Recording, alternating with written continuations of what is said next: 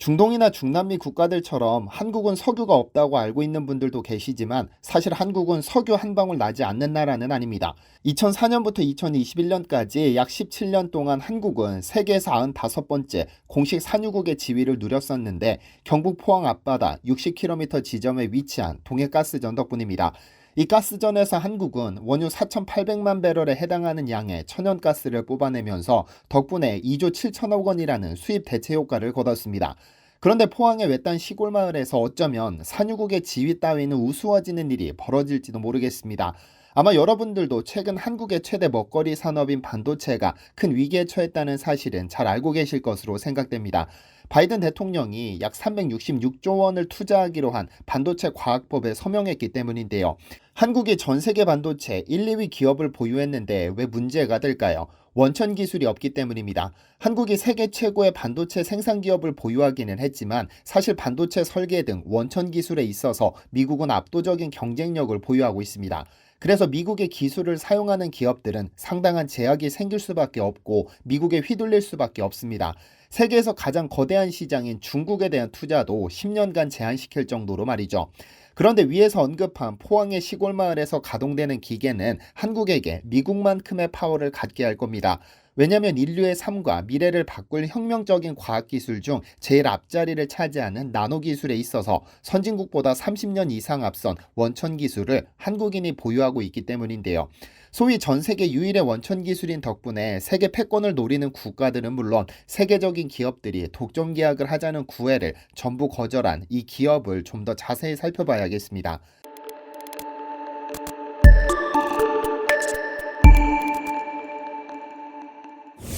안녕하세요. 디스멘터리입니다.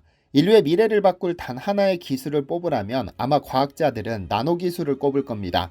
이 나노기술이라는 용어가 처음 등장한 것은 1965년 노벨물리학상을 수상한 미국 캘리포니아 공과대학 교수인 리처드 파인만 덕분입니다. 1959년 미국 물리학회에서 바닥에는 풍부한 공간이 있다는 제목의 강연에서 처음으로 제시했는데 그는 브리테니커 사전 24권에 든 모든 내용을 하나의 여자 머리핀에 담을 수 있다며 나노기술의 가능성을 제기했지만 당시 그는 농담도 잘하시는 파인만 씨로 비웃음을 샀습니다. 그로부터 41년 뒤 미국의 빌 클린턴 대통령은 파인만이 근무하던 칼텍을 찾아 전 세계 모든 국가의 이목을 끈 전략을 하나 발표합니다. 앞으로 미국 정부는 나노기술 연구개발을 위해 장기적으로 5억 달러를 투입할 계획이다라면서 나노기술은 미국 의회 도서관에 소장된 정보를 각설탕 크기의 장치에 집어넣는 기술이다. 트랜지스터와 인터넷이 정보시대를 개막한 것과 같은 방식으로 21세기의 혁명을 일으킬 것이라고 역설했죠. 이것이 바로 2000년 1월 제시된 국가 나노발전 계획입니다. 그런데 클린턴이 이 기술을 발표하고 1년도 지나지 않아 한국에서도 비슷한 계획이 제시됐는데요. 김대중 전 대통령은 제6차 국가과학기술위원회를 주재한 자리에서 정보기술, 생명공학기술, 전통산업을 연결해 우리 경제를 세계 선두로 이끌어가는 개혁에 대해 좀 더 연구해주기 바란다고 당부하면서 나노기술을 잘 활용해야 정보기술 등의 효율을 높이는 데 도움이 될 것이라고 강조했습니다. 이렇듯 미국 의회 도서관의 모든 정보를 각설탕 크기의 장치에 집어넣는 것을 가능하게 하는 나노기술은 1959년 최초 제시됐지만 41년이 지나 미국과 한국 대통령의 입에 오르내리면서 국가적 차원의 관심사로 부각됐습니다. 그런데 클린턴 미국 대통령이 국가 나노기술 발전 계획을 발표해 전 세계를 떠들썩하게 만들었던 2000년 1월 한국에서는 이미 관련 특허가 출원 준비 중이었습니다. 강대일이라는 인물이었는데 그는 1996년까지 세계 최고 기업 중 하나로 꼽히는 포스코 관계사에서 용광로 투입 재료를 연구하는 연구소 소장이었습니다. 재직할 당시 그는 미세한 입자를 연구하다 초밀 입자 세계에 관심을 갖게 됐고 이후 나노 기술에 푹 빠지게 됐죠. 그가 2002년에 특허받은 고미분말 밀이라는 발명 특허는 제철소에서 다량으로 발생하는 철강 슬래그를 분쇄해 활용하는 과정에서 분말의 입도 크기를 원하는 크기로 자유롭게 조절해 생산할 수 있도록 하는 장치에 관한 것입니다. 그리고 이것이 시작이 됐습니다. 이후로 지속적인 연구 끝에 2002년 6월에는 초미세 분체 영역까지 분급이 가능한 건식 분급기를 출원했고 2002년 8월에는 마이크로 초미리 분쇄기, 2006년 2월에는 극미세 분말 분쇄 처리 장치와 같은 해 3월에는 극미세 분말 분쇄 처리 방법을 출원했죠. 위특허들을 보면 대부분 소멸되었지만 마지막에 출원한 극미세 분말 분쇄 처리 방법이 유지되고 있는데, 이 기술의 핵심 노하우가 선진국에 노출이 되지 않아 30년 앞서기 때문에 세계 최초의 원천 기술입니다. 현재는 더 발전된 특허들이 미국과 중국에 등록되어 있죠. 선진국의 경우 원재료를 나노화하기 위해서는 첨가제 사용이 필수적이지만 이 방법을 이용하면 그 어떤 첨가제도 사용되지 않습니다. 따라서 에이펙셀에서 개발한 건식 나노 분쇄 기술을 사용하면 고유 성분의 손상 없이 홍삼이든 녹차든 전복이든 천연물 고유의 맛과 향, 색상, 영양소 등의 손실이 전혀 발생하지 않는데요. 뿐만 아니라 고미분말 밀 기술을 이용해 철강 슬래그 입도 크기를 자유롭게 조절해 생산할 수 있다고 했었는데, 이 기술을 바탕으로 나노 입도 사이즈도 자유롭게 조절이 가능한 세계 유일의 기술입니다. 아무래도 세계 최초, 세계 유일, 인류 최초 이러한 타이틀을 가진 기술이다 보니 미국, 중국, 러시아 등 세계 기술 패권 주권을 두고 다투는 국가들 뿐 아니라 이름만 대면 알 수 있는 세계적인 기업들이 전 세계 독점 유통을 제안해 오고 있습니다. 다만 요청만 있고 협상이 진척되지 않거나 아직 협상 중인 관계로 기업들의 명단을 공개할 수는 없지만 차후 협상이 완료되면 제 채널에서 공개하도록 하겠습니다. 보통 20세기는 마이크로의 시대, 21세기를 나노의 시대라 부릅니다. 현재 최첨단 시대를 가능하게 만든 컴퓨터 공학이나 유전공학은 마이크로 단위인 100만분의 1의 제어 기술을 바탕으로 하지만 21세기는 10억분의 1 크기에 해당하는 나노 세계가 열립니다. 보통 마이크로는 어렵기는 하지만 눈으로 확인할 수 있습니다만 나노는 원자의 세계이므로 눈으로 보는 것이 불가능합니다. 그래서 이 기술이 상용화되는 순간 체내에 투입시켜 암세포를 사멸시키는 의료용 로봇이 개발될 수도, 어떤 장비로도 식별이 불가능한 공격력 드론이 개발될 수도 있어 현존하는 모든 기술을 무용지물로 만들어버립니다. 그래서 나노 기술을 지배하는 국가가 21세기를 지배한다는 이야기가 나오는 것이죠. 그 사용 범위는 한정할 수도 없습니다. 반도체, 식품, 철강, 화장품, 의약품, 건설, 전자 등등 현존하는 모든 산업 분야에서 적용되지 못할 곳이 없기 때문에 최근에는 나노를 굳이 별도로 연구해야 하느냐는 주장까지 제기되는 겁니다. 하지만 나노 기술은 그 자체 기술로 깊은 연구가 필요합니다. 왜냐하면 나노 물질이 적용되는 순간 물질이든 물건이든 기계든 세상에 존재하는 모든 것들이 완전히 새로운 기능을 갖게 되니까요. 연필심으로 다이아몬드를 만드는 것도 가능해지는 것이 나노 기술인 겁니다. 그럼 실제로 이렇게 대단한 기술이고 세계 최초 기술이면 당연히 노벨상급 아니냐는 의견이 제시될 수 있습니다만 노벨상에 도전하고 있는 중입니다. 한국인 최초로 노벨 물리학상, 화학상, 의학상 3관왕에 도전 중으로 한국 노벨재단 역시 전 세계를 뒤바꿀 획기적인 기술이라는 확신을 가지고 2017년에는 물리학상 후보로, 2018년에는 노벨 화학상 후보로, 2019년에는 생리의학상 후보로 추천했습니다. 세계 3대 투자자로 알려진 짐 로저스 역시 인류가 전기를 발명했던 것과 맞먹는 발명이라고 극찬했었는데 왜 이 기술이 대단한 것인지는 영상 끝에 강대일 박사님의 인터뷰 영상으로 가름하겠습니다. 반도체, 식품, 철강, 화장품, 의약품, 건설, 전자 등등 모든 분야에서 사용 가능한 이 건식 나노 분쇄기로 강대일 박사가 집중한 것은 식품 분야입니다. 그 중에서도 나이가 들수록 사망률이 급격히 증가하는 골다공증의 발생 위험을 낮추는 칼슘 분야인데요. 보통 뼈와 치아 형성에 필요한 것으로 알려진 칼슘은 체중의 고작 1.5%에 불과합니다. 그중 99%가 뼈와 치아를 구성하고 나머지 1%가 세포와 혈액에 머물며 혈액 응고 및 신경과 근육 기능을 유지시키는 역할을 하죠. 하지만 인체의 신비 중 하나는 고작 1%에 불과한 세포와 혈액에 칼슘이 부족해지면 우리 몸은 뼈로부터 칼슘을 가져와 이 비율을 유지시킵니다. 그럼 뼈에서 칼슘을 가져와 버리면 어떤 일이 생길까요? 골다공증, 즉 뼈에 구멍이 슝슝 생겨버립니다. 당연히 뼈는 약해질 수밖에 없고 그래서 나이 드신 분들의 골절상이 위험한 겁니다. 쉽게 회복할 수 없으니까요. 아마 건강에 관심 있으신 분들은 칼슘을 너무 많이 섭취하면 위험한 것 아니냐고 알고 계시는 분들도 계실 텐데 이는 반은 맞고 반은 틀립니다. 칼슘 패러독스라는 용어가 있는데 이는 뼈에는 칼슘이 부족하지만 혈액에만 칼슘이 넘쳐나는 현상을 의미합니다. 이를 최초로 발견한 인물이 일본의 후지타 타쿠오 박사인데 그는 혈액 속 칼슘이 8.5mg/dL 밑으로 떨어지면 뼈를 녹여 칼슘을 혈액으로 내보낸다.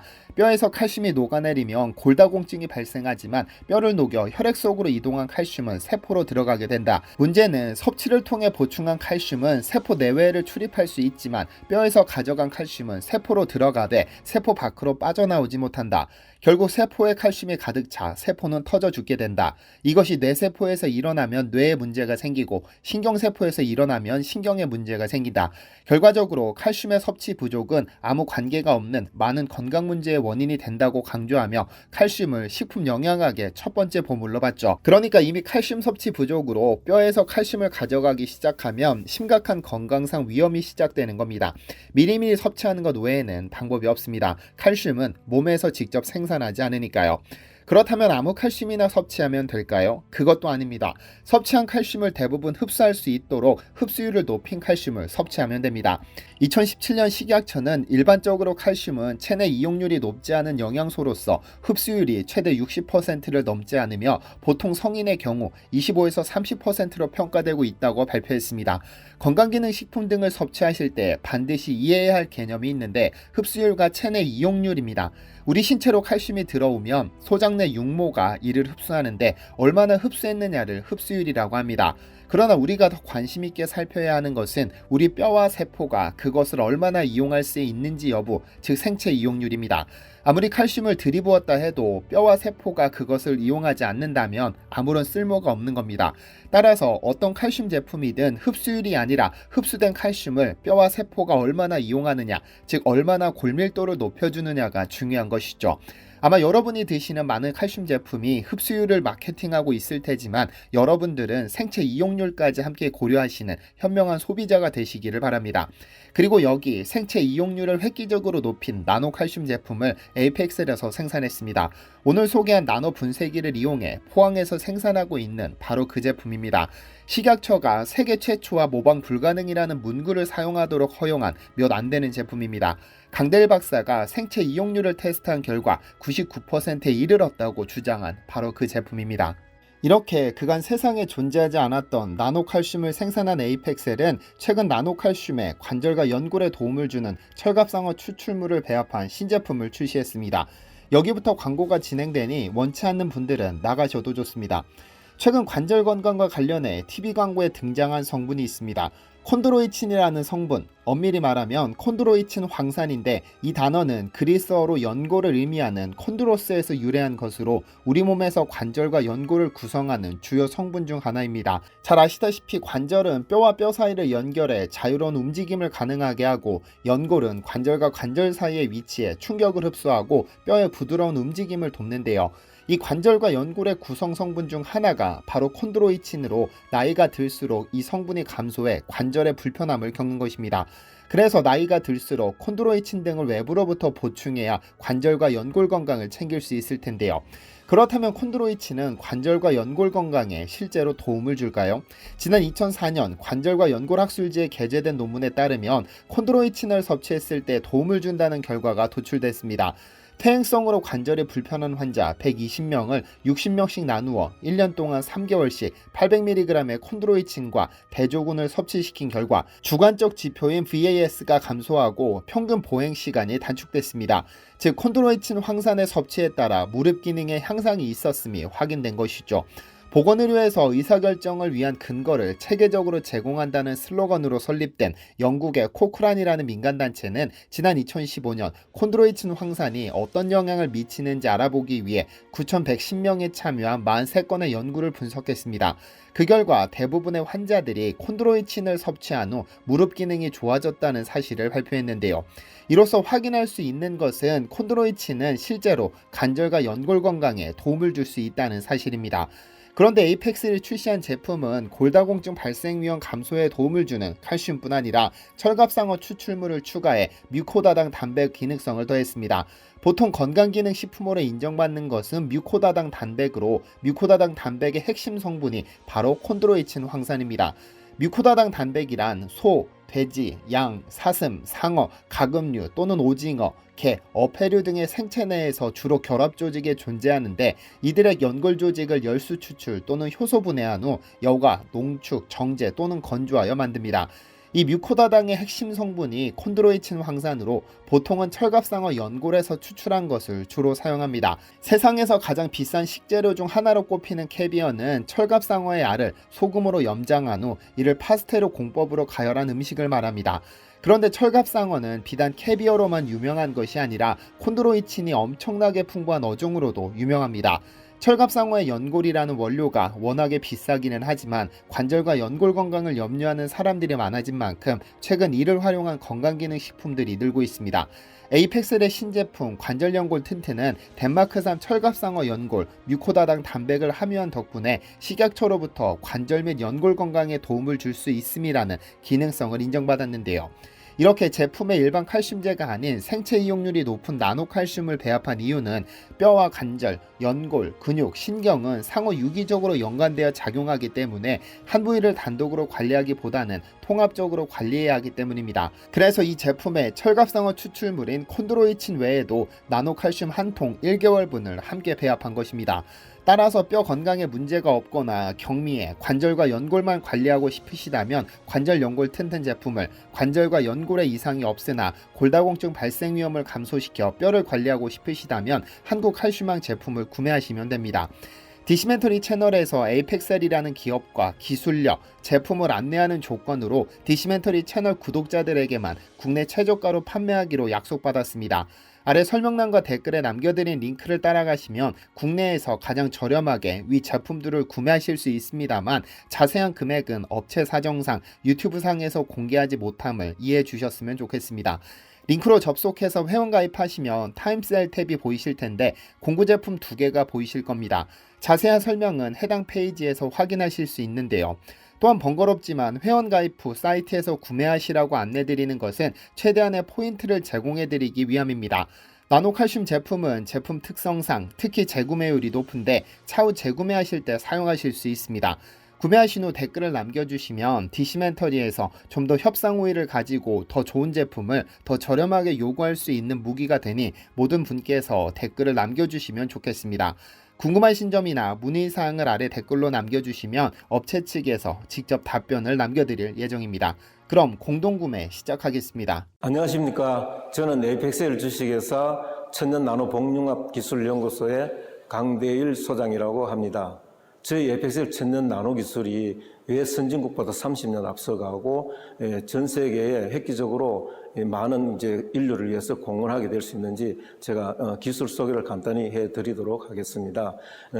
화면에 보시는 것처럼 나노 기술이 왜 중요하냐면은 16세기는 바다를 지배한 국가가 세계를 지배했고 20세기에는 우주를 지배하는 국가가 또 세계를 지배했다고 했습니다. 21세기는 나노 기술을 지배하는 나라가 세계 경제와 과학을 또 주도하는 그런 시대입니다. 왜 그러냐면 현존하는 모든 제조 기술을 다 무용지물로 만들 수 있기 때문에 그렇습니다. 그러면 저희 에이펙셀 천연 나노 기술이 선진국 나노 기술과 어떻게 차이 나는지 그 기술 부분에서 조금 깊이 들어가 보도록 하겠습니다. 이쪽에 4차의 첨단 나노 장비가 보여지고 있는데, 저 장비가 세계에서 유일하게 저희 회사가 원천 기술을 가지고 독보적으로 개발한 그런 나노 장비입니다. 앞에 보이는 장비들은 첫 번째 보이는 이 장비는 보통 시멘트나 밀가루 이런 분체를 제조하는 데 가보시면 이런 버티컬 볼밀이라든지 바이브레이션 밀이라든지 이런 것들을 보실 수 있고요. 이런 건 수십 미크론대 입자를 제조하고, 그다음에 에어 제트밀 같은 부분은 반도체 부분이나 화장품 분야라든지 그 외에 각종 산업 분야에서 더 미세한 입자를 가공해내기 위해서는 에어 제트밀 같은 걸 사용합니다. 이런 것들은 예를 들어가 전복이라든지 고등어 같은 거 생물을 여기 넣어가지고는 그렇게 입자를 만들 수 없습니다. 이런 문제점들이 있고, 저희가 개발한 천연 나노 소재를 가공할 수 있는 이 장비가 세계에서 유일하게 저희만 보유하고 있는 그런 장비입니다. 그리고 2004년도에 한국을 먹여 살릴 신기술 이 부분에서 32위까지 이렇게 뽑는데, 우리나라 그 글로벌 S 기업이 2위를 했고요. 그 다음에 한국과학기술원이 6위, 그리고 또 제일 마지막에 보시면은 포항공과대학교 입자 반가속기를 이용한 응용 기술이 이제 32위였는데 저희 회사가 1위를 했는 그런 실적도 이제 보이고 있습니다. 그리고 이제 그 우수 품질 인증서 엑셀런트 머신이라는 EM 마크를 저희들 획득할 때 여기 보시면은 산업자원부 기술표준원에서 평가를 할 때 어떻게 했느냐면 국내외 전 세계 어느 기업에서도 개발하지 않은 제품으로서 분쇄 분야에서는 최초로 시도되는 독창적이고 혁신적인 이런 기술이라고 이제 저희들 평가를 또 받기도 했죠. 그리고 이제 나노 소재 분야에서 특허 출원 건수를 여기서 이제 보시게 되면은 이게 특허청 이제 자료인데 우리 국내에서 나노 소재 분야에서 출원 건수가 가장 많은 업체가 어디냐? 바로 21%를 차지하고 있는 저희 에펙셀이 가장 1위입니다. 그리고 2위가 보시면은 이제 한국과학기술연구원 이거 세 번째가 이제 일본인이고 그 다음에 이제 4위부터 쭉 나가는 것이 이제 LG화학이나 그 외에 이제 또 서울대학교 이쪽에 이제 쪽이 이제 이렇게 분포되어 있는 것을 보실 수가 있습니다. 저희 회사가 이제 나노 소재 분말 특허 출원 건수도 국내에서 당연히 독보적으로 1위를 차지하고 있죠. 그리고 이제 분체공학이라는 것은 이 책자가 이제 선진국들이나 우리나라에서도 이제 분체 교과서를 이걸 다 활용하고 있는데, 입자를 탑다운 방식으로 쪼개가지고, 나노 입자까지 만드는 거는 현재까지 불가능하다고 이제 분체 교과서, 대학 교과서에도 이렇게 나와 있습니다. 이걸 저희가 이제 교과서를 뛰어넘는 그런 엄청난 신기술을 개발한 회사죠. 기존 그 입자를 미립화할 수 있는 그 가공 기술과 저희 에펙셀이 이제 나노 기술하고 이제 어떻게 차이가 나느냐면요. 왜 이 입자를 작게 만드는 과정에서 열이 발생할까? 이 문제를 다루는 내용입니다. 이제 큰 입자나 작은 입자나 중간 입자에 가해지는 그 압력이 여기는 보시면 동일한 힘으로 다 가해집니다. 그러다 보니까 에너지가 과잉으로 낭비가 되죠. 약 98% 이상이 이제 이렇게 에너지를 낭비하게 됩니다. 이런 문제가 있는데 저희들은 입자 크기에 따라 가지고 그 가해지는 물질에 가해지는 이 압력이 다 다릅니다. 그래서 이제 열이 나지 않는 가운데 천연물도 이제 그대로 나노입자로 가공할 수 있는 그런 기술입니다. 그리고 이제 어떤 재료든지 그 재료에 보면은 이제 함수열도 있고 또는 이제 그 유분 같은 것도 있고 각종 이제 그 입자를 가공하는데 이제 방해되는 저해 요소들이 이제 몇 가지 있습니다. 이제 그런 것들을 이제 고려해서 이제 이 기계들이 만들어져 있지 않습니다. 그런 건 저희들의 그 소재의 그 특성을 굉장히 이제 분석을 해가지고 가장 최적의 조건으로 맞춰서 이제 가공할 수 있는 그런 이제 설비가 이제 갖춰져 있고요. 그리고 이제 여기 보시는 이 기계들은 쉽게 여러분들이 이해할 수 있는 기계들인데 첫 번째 거는 이제 맷돌이고 이제 볼밀이고 에어제트밀 또는 이제 이 가정에서는 이제 커팅기, 믹사기 이제 이런 것들을 보시면 이거는 이제 제로와 제로끼리 입자들을 이제 제로와 메디아하고 같이 이제 분쇄가 이루어지고 하다 보면 그 메디아 성분이 소재가 같이 마모가 돼가 제로 이제 들어가고 이런 문제점이 있습니다. 이제 이런 것들은 이제 어떻게 저희가 이제 해결을 하면은 이제 이건 이제 저희 에펙셀에서 이제 개발한 나노 장비의 이제 원리 중에 이제 핵심 이제 부분이라고 말씀드릴 수 있는데 보통 보면 이제 일반 재료들을 이제 분쇄를 하거나 이제 입자를 작게 가공을 할 때 이제 투입되는 이런 투입구가 보통 하나입니다. 저희들은 위에서 재료가 내려오고 밑에서 다시 또 올라가기도 하고 동일한 재료가 그래서 이제 중간에서 재료와 재료끼리 만나가지고 입자들을 이제 작게 만들어 나가는 기술이다 보니까 이제 그 메디아 분쇄하는 그 메디아하고 재료가 같이 마모가 돼가 이제 들어가지 않는 그런 큰 장점을 이제 가지고 있습니다. 그리고 이제 그렇게 해서 또 입자를 만들어진다 하더라도 이 나노 입자에서 또 큰 입자도 있고 작은 입자도 있습니다. 1나노짜리도 있고 10나노 입자도 있고 또는 100나노 입자도 있고 900나노 입자도 있습니다. 그럼 이걸 어떻게 정교하게 어디에 서 있느냐에 따라 가지고 필요한 나노 입자 사이즈를 이제 어떻게 컨트롤을 해서 그걸 다시 아주 고순도로 또는 이제 고정밀도로 이렇게 이제 집약할 수 있느냐. 이제 그 부분은 저희들이 이제 나노 장비에 이제 에보나이트 링이 이제 많이 들어가 있습니다.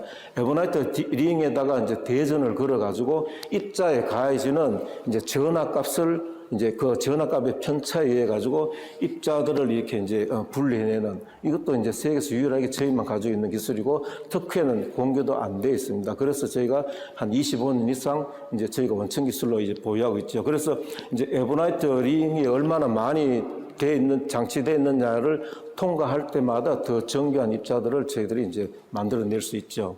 이제 저희 에펙셀 나노 기술이 왜 선진국보다 무려 30년 격차가 벌어질 수밖에 없는지 그 부분에 대해서 이제 조금 복잡한 내용이지만 제가 가능한 이제 좀 쉽게 설명을 드리도록 하겠습니다. 나노 입자는요, 이 작게 만들수록 쉽고 오히려 큰 입자로 만드는 것이 더 어렵습니다. 나노의 세계에서는. 근데 이제 선진국에서 나노 입자를 만드는 거는 용매에 넣어서 다 녹여서 버터넛 방식으로 성장시키는 방식을 사용하다 보니까 1나노에서 30나노 그 범주 내에서만 이제 입자들이 이제 만들어지고 또는 이제 분산제가 들어가기도 하고 이제 이러다 보니까 또 용매에 녹이면 그 용매를 또 다 또 없애야 되는데 그런 것도 지금 현재는 아직 거기까지 도달하지 못했습니다.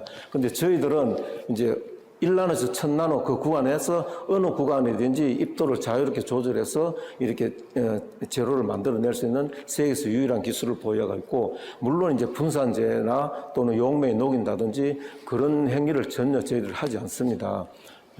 그리고 이제 또 보시면은 이제 이 제로가 가지고 있는 그 특성들이 다 있는데 이런 제로의 특성들을 기존의 방식으로 나노입자를 가공하는 데서는 많은 문제가 일어나고 있거든요.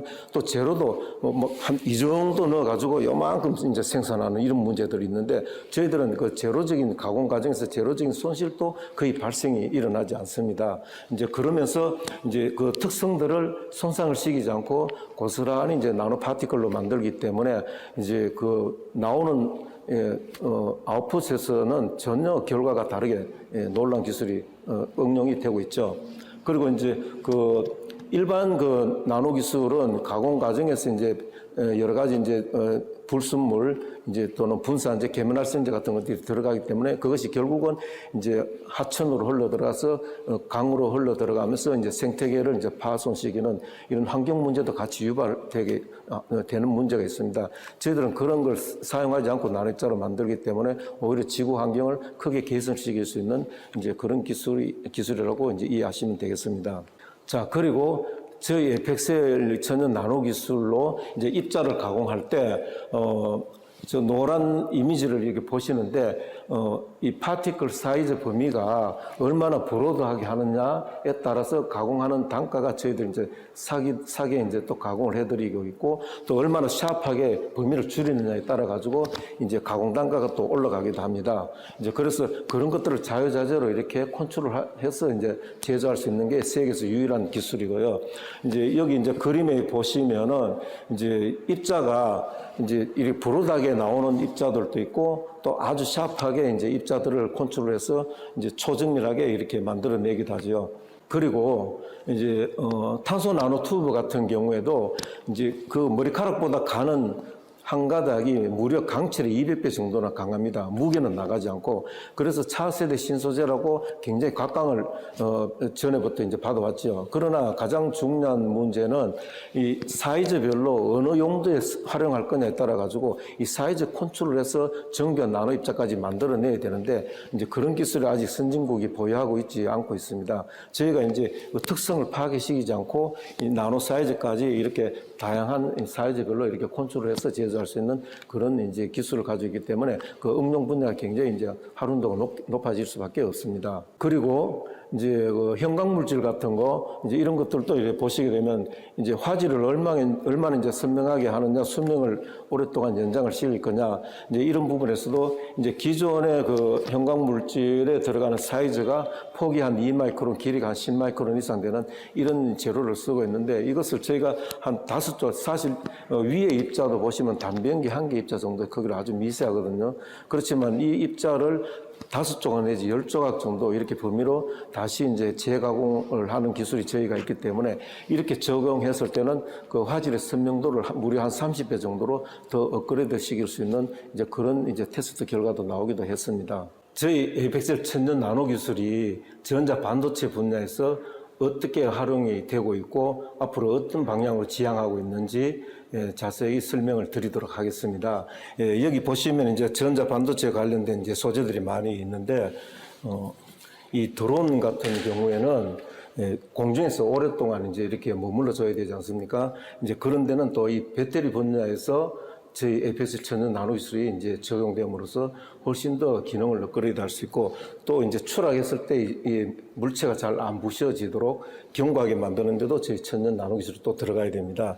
그리고 이제 정교하게 이 목표물을 찾아갈 때 이제 이 센서 제로가 굉장히 중요한데 이 센서 제로들도 얼마나 고순도로 초정밀하게 나노로 가공하느냐에 따라 가지고 그 기능은 굉장히 차이가 많이 나게 되어 있습니다. 그래서 이런 이제 센서 제로도 저희가 선진국보다 무려 30년 이상 앞서가고 있죠.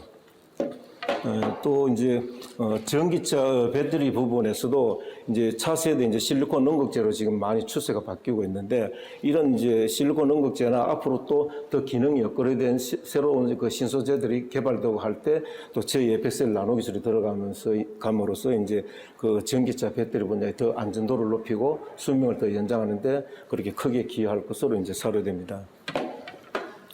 그리고 이제 우주선에도 마찬가지입니다. 우주선 그 표면에 들어가는 이런 제로라든지 또 우주선의 그 내부의 각종 부품 소재 이런 것들은 한 30만 개, 40만 개 정도 되는 각종 부품들로 이루어지는데 거기 들어가는 이제 이 소재 가공 기술도 저희가 이제 굉장히 앞으로 응용 분야가 넓게 활용이 될 수 있을 것으로 그렇게 이제 보여지고 있습니다. 그리고 이제 우주 정거장 같은 경우에도 문제가 뭐냐면은 이제 우주에는 방사능이 굉장히 이제 심하기 때문에 이 방사능의 이제 이 핵심 부품들이 수명이 굉장히 짧습니다.